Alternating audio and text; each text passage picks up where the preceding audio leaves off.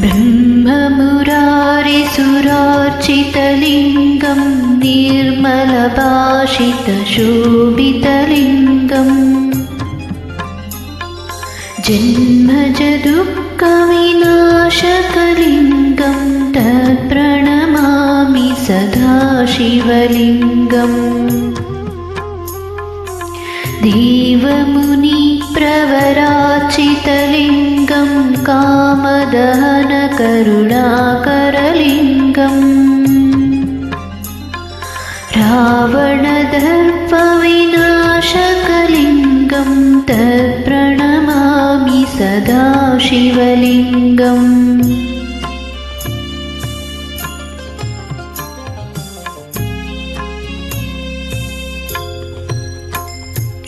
सर्वसुगन्धसुलेपितलिङ्गं